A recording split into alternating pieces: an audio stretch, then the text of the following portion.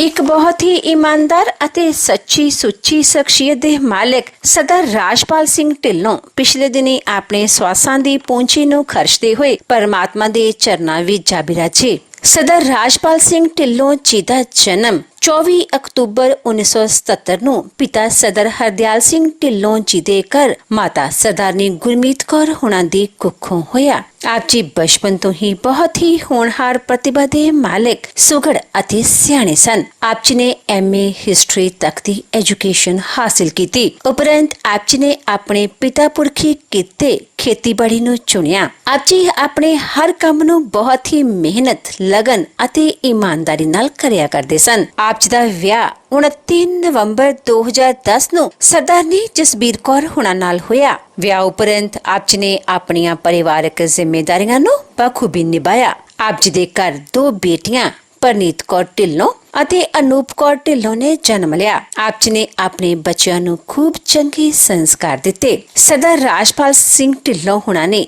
ਚਾਹੇ ਬਹੁਤ ਥੋੜੀ ਜ਼ਿੰਦਗੀ ਇਸ ਦੁਨੀਆ ਤੇ ਬਸਰ ਕੀਤੀ, ਪਰ ਅਜਿਹੀਆਂ ਯਾਦਾਂ ਛੱਡ ਗਏ ਜਿਹੜੀਆਂ ਕਦੇ ਵੀ ਭੁਲਾਈਆਂ ਨਹੀਂ ਜਾ ਸਕਦੀਆਂ। ਸਰਦਾਰ ਰਾਜਪਾਲ ਸਿੰਘ ਢਿੱਲੋਂ ਬਹੁਤ ਹੀ ਮਿੱਠੀ ਬੋਲੀ ਦੇ ਮਾਲਕ ਸਨ ਅਤੇ ਆਪਣੀ ਮਿੱਠੀ ਬੋਲੀ ਨਾਲ ਹਰ ਇੱਕ ਨੂੰ ਆਪਣੀ ਤਰਫ ਖਿੱਚਣ ਦੀ ਸ਼ਕਤੀ ਆਪ ਜੀ ਵਿੱਚ ਮੌਜੂਦ ਸੀ। ਆਪ ਜੀ ਗਰੀਬਾਂ ਅਤੇ ਦੀਨ ਦੁਖੀਆਂ ਦੇ ਮਸੀਹਾ ਸਨ ਅਤੇ ਹਮੇਸ਼ਾ ਹੀ ਹਰ ਇੱਕ ਦੀ ਮਦਦ ਲਈ ਅਗਾਂਹਵਧੂ ਭੂਮਿਕਾ ਅਦਾ ਕਰਿਆ ਕਰਦੇ ਸਨ। ਆਪ ਜੀ ਪਰਮਾਤਮਾ ਦੇ ਘਰ ਪ੍ਰਤੀ ਸੱਚੇ ਸ਼ਰਧਾਵਾਨ ਸਨ। ਰੋਜ਼ਾਨਾ ਗੁਰੂ ਘਰ ਜਾਣਾ, ਨਿਤਨੇਮ ਕਰਨਾ ਆਪ ਜੀ ਦੀ ਦਿਨਚਰਿਆ ਸੀ। ਉਹਨਾਂ ਦੀ ਯਾਦ ਵਿੱਚ ਇੱਕ ਧਾਰਮਿਕ ਸਮਾਗਮ ਦਾ ਆਯੋਜਨ ਉਹਨਾਂ ਦੇ ਸਮੂਹ ਪਰਿਵਾਰ ਵੱਲੋਂ, ਜਿਨ੍ਹਾਂ ਵਿੱਚ ਸਰਦਾਰਨੀ ਗੁਰਮੀਤ ਕੌਰ, ਜਸਵਿੰਦਰ ਸਿੰਘ ਢਿੱਲੋਂ, ਕਮਲਜੀਤ ਕੌਰ ਨਿੱਜਰ, ਅਮਰਜੀਤ ਸਿੰਘ ਨਿੱਜਰ, ਪ੍ਰਧਾਨ ਸਮਾਜ ਸੇਵੀ ਸੰਸਥਾ ਅਕਾਦਮੀ ਆਫ ਪੰਜਾਬੀ ਪੀਪਲਸ ਅਤੇ ਉਹਨਾਂ ਦੇ ਸਮੂਹ ਪਰਿਵਾਰ ਵੱਲੋਂ ਗੁਰਦੁਆਰਾ ਸਾਹਿਬ ਪੱਤੀ ਲਾਧੂਕੀ ਢਿੱਲਵਾਂ ਕਪੂਰਥਲਾ ਵਿਖੇ ਕਰਵਾਇਆ ਗਿਆ, ਜਿਸ ਵਿੱਚ ਭਾਈ ਰਜਿੰਦਰ ਸਿੰਘ ਜੀ ਪਟਨਾ ਸਾਹਿਬ ਵਾਲਿਆਂ ਦੇ ਕੀਰਤਨੀ ਜਥੇ ਵੱਲੋਂ ਆਪਣੇ ਵੈਰਾਗਮਈ ਕੀਰਤਨ ਰਾਹੀਂ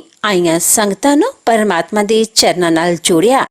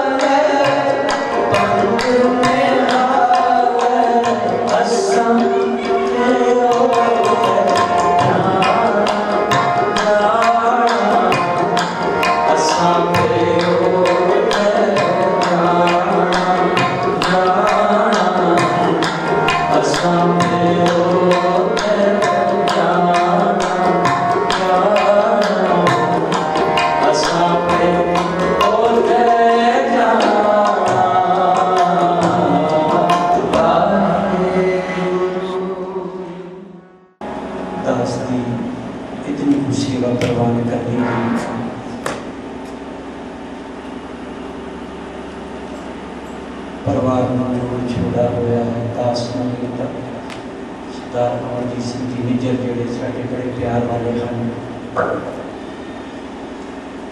कहीं लगे पे मेरे सारा साथ का देहांत हो गया है। दास में बहुत अफसोस है और सारी मिलकर अरदास ही कर सकते हैं क्योंकि साढ़े को इको एक है अरदास। धन गुरु नानक सच्चे पातशाह ने ना मर्दाने ने पूछा कि मर्दाने दस अंत समय किन्ने गुस्सा लेना बेटा। कहना महाराज हाथ जोड़ के खड़ो गया। कहना महाराज तुहाडे नाल जने 8 दम ते मैं लैके लवांगा। धन गुरु नानक सच्चे पातशाह बाले ने पूछन लगे बालिया तू दस तू किन्ने गुस्सा लेना बेटा कि तू दम देना बेटा। बाला कहता है महाराज मैं 8 दम का तो भरोसा नहीं पर 4 दम तो मैं लै लवांगा। तो झट मरदाना बोलिया कहना सच्चे पातशाह तुसीं दसो तुसीं किन्ने गुस्सा लेना। कहते जो सवाल तो मैं पाया सी तू मुड़ मैनूं पा दिता पर जे तू पाया तो सुन जिहड़ा साह असीं लै लिया वो खर्च हो गया। जिहड़ा अंदर है वह भरोसा कोई नहीं आवे कि ना आवे। जिहड़ा एक साह जिहड़ा लै रहे हैं एक दम का भरोसा है। हम आदमी हाँ एक दमी मोहलत बहुत ना जाना नानक बिना किसी से जाके जी बनाना। एक साह का भरोसा है जिहड़ा अंदर है पता नहीं आवे कि ना आवे। और सारे मिल के आप अरदास में करने कह करें सुनो संतोष दी करो मेरा अब की बार बख्श कर दे को बहुत पुत्र फेरा आप जी पैसा करे अजीत से सुल्तान को आप जी कथा द्वारा ध्यान करेंगे। दास्ती को सेवा प्रवान करने की फतेह बुलाइए। वाहिगुरू जी का खालसा वाहिगुरू जी की फतेह। बहुत ही हरदिल अजीज और दूर अंदेशी मित्र प्यारे की दुनिया के विचों भाई राजपाल सिंह होरी उन्होंने मिठी याद में असीं सारे जुड़ के बैठे हैं। पिछले दिनी जिन्हें सवास उस परवतगार को लिखाए सी उन्हें भोग के चले गए और उन्होंने तुर जाने तो बाद इस परिवार दे विच, इस नगर दे विच एक बड़ा बड़ा खला पैदा हो गया। लोग आउंदे ने, आके चले जाते ने, पर कुछ अजिहे लोग हुंदे ने जिहड़े अपनी छाप छड्ड के जाते ने तो बड़ा दुखांत उन्होंने तुर जाण के मगरों वापस जाते हैं और उस वीर की मिठी जात में असीं जुड़ के बैठे हैं। रब्बी बाणी का कीर्तन भाई साहब जी, भाई रजिंदर सिंह जी पटने साहब वाले कीर्तन द्वारा सानू निहाल कर रहे सी। मैं गुरु की संगत वालों उन्होंने हार्दिक तौर पर धन्यवाद करता है जिन्होंने बेनती प्रवान करके इत्थे आके रब्बी बाणी का कीर्तन किया है। बहुत थोड़ा जिहा समा होर आपां इसी तरह बैठना है तो मैं हुण बेनती करने जा रहा है। मेरी सिख कौम का बड़ा सरमाया प्रचार होंदे ने और कहवे को शोभा नहीं देखा ही प्रमाण। बहुत सारे कुछ लोग अजिहे ने जिहड़े प्रचार के खेत्र में जह जाइए तहां सुहेले, उन्होंने सुहेलियां के विचों एक है भाई साहब भाई हरजीत सिंह जी जिहड़े धर्म प्रचार कमेटी के बड़े प्रचारक ने। वीर अमरजीत सिंह होरां दे नाल मेरा बड़ा स्नेह है और मैं देख रहा कि बाबे की मेहर कुटिया पिंड गिल्ला तो साडे हरदिल अजीज महापुरख बाबा जी वो भी गुरु की हाजिरी में सुभाईमान ने। मैं उन्होंने भी धन्यवाद करना है। तो 15 मिनट वास्ते क्योंकि समा बड़ा गर्मी का चल रहा है इस करके बहुता लंबा समा भी बैठना थोड़ा जा मुश्किल लगता है तो मैं भाई साहब होरां बेनती करांगा वो 15 मिनट वास्ते तुहाडी सेवा करनगे। सो अज असीं इस गमगीन माहौल में बैठे हैं। साडे विच भाई राजपाल सिंह अज है नहीं। लंबिया कहानियां वाल जे मैं चला गया क्योंकि मेरे नाल भी बड़ा स्नेह सी। 10 साल का प्रधानगी का पीरियड वो अक्सर गाहे बगाहे उसका मिलना लंबिया तो चौड़िया बड़ेरिया घर दियां ते बाहर दियां गल्लां करनियां मित्र प्यारे की दुनिया के विचों अज जो साडा वीर नजर नहीं आ रहा। पर की करिए जिसकी बस्त सोई ले जाएगा रोज किसी से कीजिए कि रोज करिए।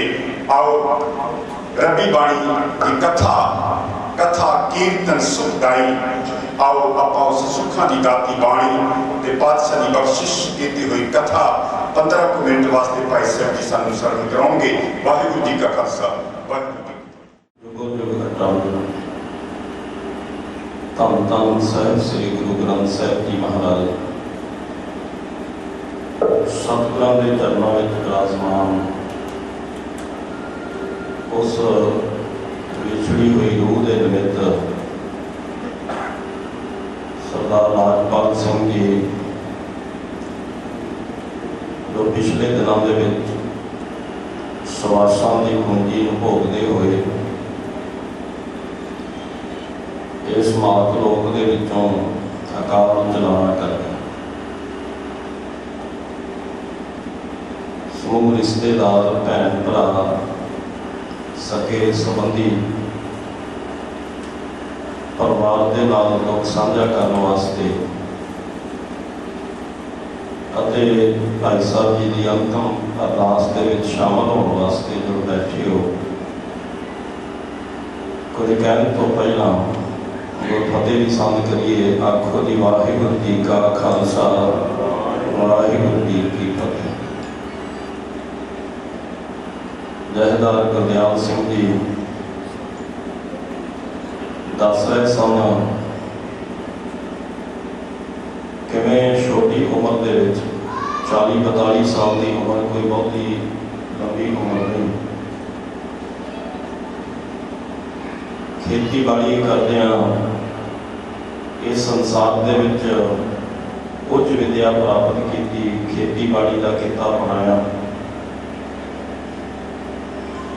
ਅਖੀਰ ਜਿੰਨੇ ਸਵਾਸ ਪਰਮਾਤਮਾ ਨੇ ਬਖਸ਼ੇ ਸਨ, ਗੁਰੂ ਚਰਨਾਂ ਦੇ ਵਿੱਚ ਜਾ ਬੁਲਾਤੇ। ਇਹ ਗੁਰਮਤਿ ਦੀ ਜਿਹੜੀ ਮਰਿਆਦਾ ਹੈ, ਆਉ ਸਮੇਂ ਦੇ ਵਿੱਚ ਰਹਿ ਕੇ ਆਪਾਂ ਸਮਾਪਤੀ ਕਰ ਦੇਣੀ ਹੈ।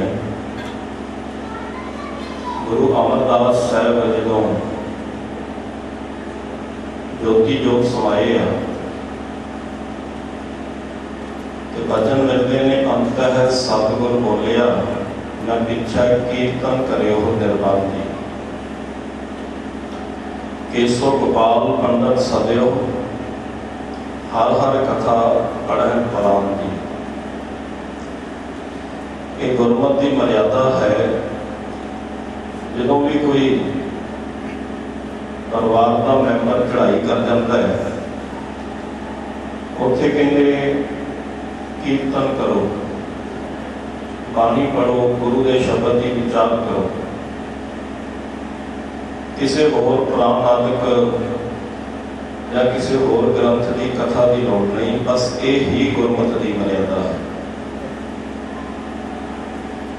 ਕਿਉਂਕਿ ਸੰਸਾਰ ਦੇ ਵਿੱਚ ਜੀਵ ਕਿਉਂ ਆਇਆ ਹੈ, ਇਹ ਗੁਰੂ ਦੱਸਦਾ ਹੈ। ਉਹਨੇ ਕਰਨਾ ਕੀ ਹੈ, ਇਹ ਵੀ ਗੁਰੂ ਦੱਸਦਾ ਹੈ। ਉਹਨੇ ਜਾਣਾ ਕਿੱਥੇ ਹੈ, ਇਹ ਵੀ ਗੁਰੂ ਦੱਸਦਾ ਹੈ। ਜਦੋਂ ਅਸੀਂ ਬਾਣੀ ਪੜ੍ਹਦੇ ਹਾਂ ਤੇ ਸਾਨੂੰ ਜਪਜੀ ਸਾਹਿਬ ਦੇ ਵਿੱਚੋਂ ਇਹ ਗੱਲ ਮਿਲ ਜਾਂਦੀ ਹੈ। ਇਹ ਜੀਵਨ ਦਾ ਜਿਹੜਾ ਸਿਧਾਂਤ ਹੈ, ਦੋ ਗੱਲਾਂ ਤੇ ਖੜਾ ਹੈ। ਉਹ ਕਿਹੜੀਆਂ ਨੇ? ਸੰਜੋਗ ਤੇ ਵਿਜੋਗ। ਤੇ ਗੁਰੂ ਨਾਨਕ ਕਹਿੰਦੇ ਆ, ਸੰਜੋਗ ਵਿਜੋਗ ਦੋਏ ਕਾਰਜ ਲਾਵੈ, ਲੇਖੇ ਆਵੈ ਭਾਗ। ਸੰਜੋਗ ਕਹਿੰਦੇ ਨੇ ਮਿਲਣਾ।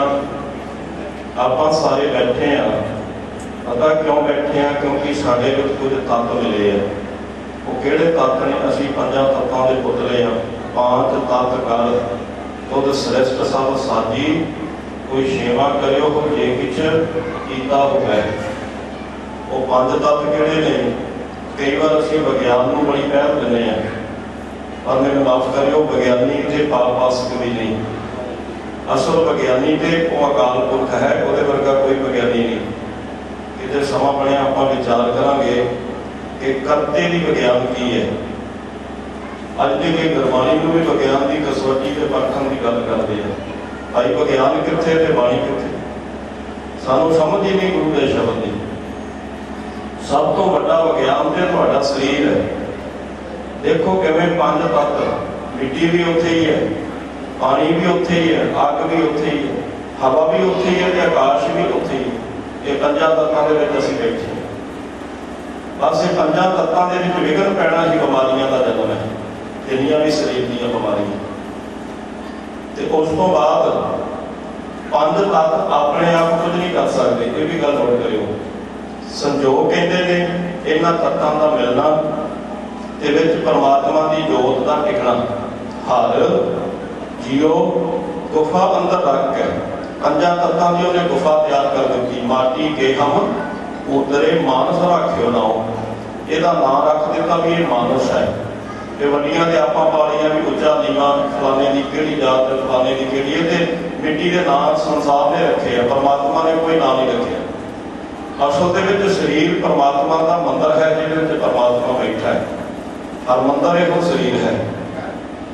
ਮਨ ਮੰਦਰ ਤਨ ਵੇਸ ਕਲੰਦਰ, ਘੱਟ ਹੀ ਤੀਰਥ ਨਾਵਾਂ।